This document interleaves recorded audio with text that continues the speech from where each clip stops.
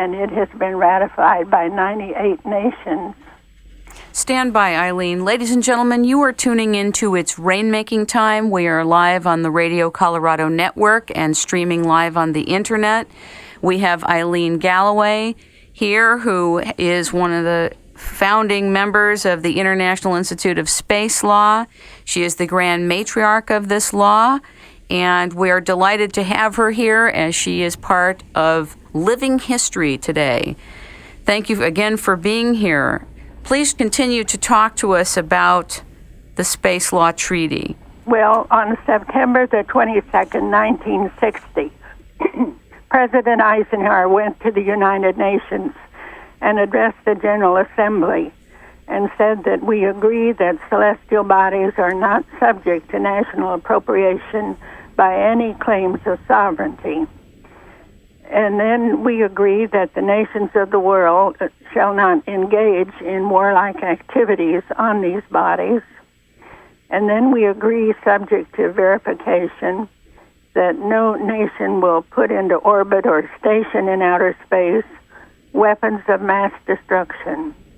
And all launchings of spacecraft should be verified in advance by the United Nations. So we pressed forward with a program of international cooperation for constructive, peaceful uses of outer space under the United Nations. And we were looking for better weather forecasting, improved worldwide communication, and more effective exploration, not only of outer space, but of our own Earth. And these are but a few of the benefits of such cooperation. But also, Eileen, there was another treaty, the Moon Treaty, that was formed. Can you talk about that? Yes. The Moon Treaty was formulated in the same way as the others, but it was not accepted. It's only been ratified by 10 nations.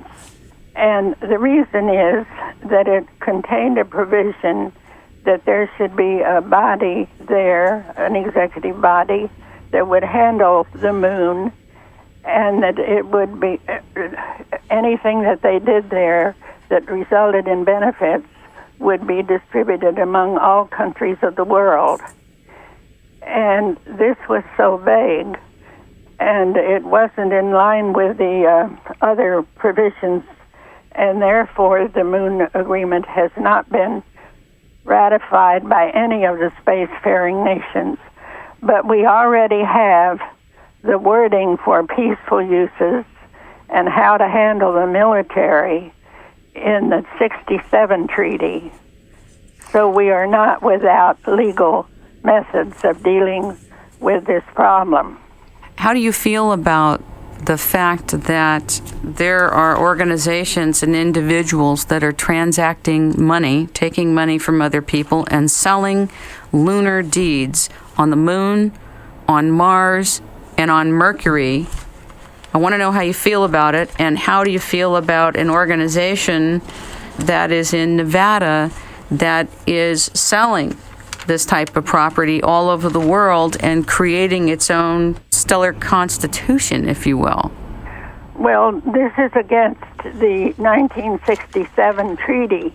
It has one article that states that outer space, the moon, and other celestial bodies is not subject to national appropriation by claim of sovereignty, occupation, or any other means.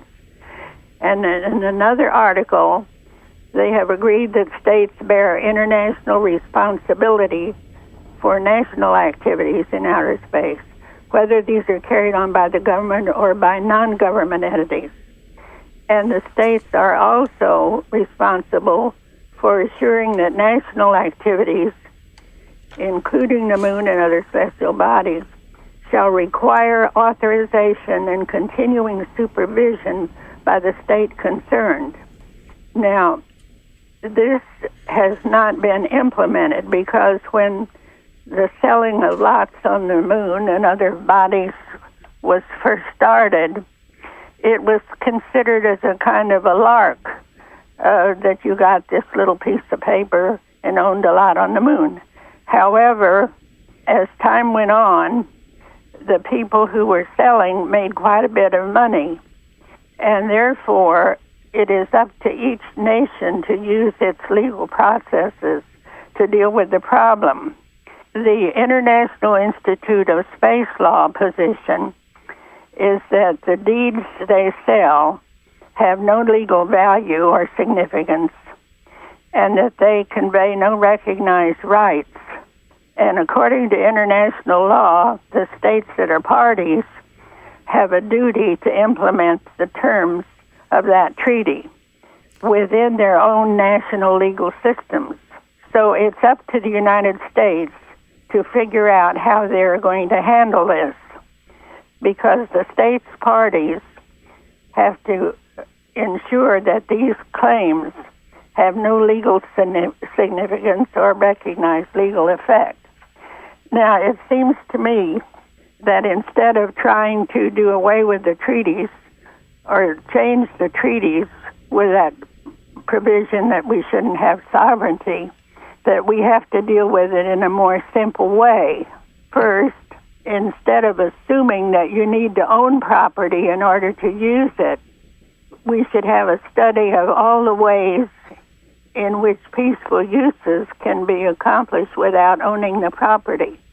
For example, you don't need to own a piece of the ocean in order to fish there and return to Earth and sell the fish for a profit. That's a good example. You can graze cattle on public land. You can have logging rights without owning the land. And you can drill for oil on offshore platforms without owning the water. So if you wanted to mine the minerals on an asteroid, and assuming you could do it safely, you don't have to own the asteroid to bring the minerals back to Earth and sell them for a profit. That would simplify the problem, because the way it is now, the fact that we do not have sovereignty and nations haven't claimed parts of the outer space is one of the things that keeps space safe and orderly. I agree with you. Hold on one second, Eileen. Yes. You are tuning into It's Rainmaking Time. This is Kim Greenhouse. We are live on the Radio Colorado Network with Eileen Galloway, the Grand Matriarch of Space Law. We were talking about what really is and is not legal from the context of the space law, and what would be some of the simpler ways to deal with the apparent gap or seeming loophole in the language that's being exploited. Uh-huh. Do you have some more to say about that? Well, I think that the people who are doing this assume that the United States is the only nation that's involved, whereas we have complete international space cooperation. We have treaties and we have all kinds of activities. NASA has in its law a provision for making international cooperative agreements with other nations. They have hundreds of agreements. We have memoranda of understanding, letters of agreements, executive agreements. And all of this is in order to develop outer space according to the two categories. One is exploration and the other is uses.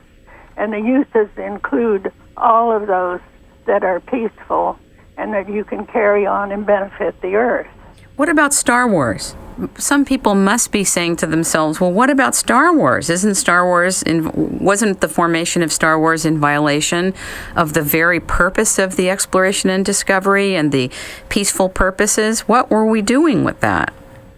Well, Article 4 of the 1967 treaty provides that the states undertake not to place in orbit around the Earth any objects that are carrying nuclear weapons or any other kinds of weapons of mass destruction, which would include chemical and biological. And they're not supposed to install the weapons on celestial bodies or station them in outer space in any other manner. So that is something we have to watch out for, and it's a complicated problem. Yes. I'm trying to figure out, was the United States, in effect, in violation of that Article 4 Bye.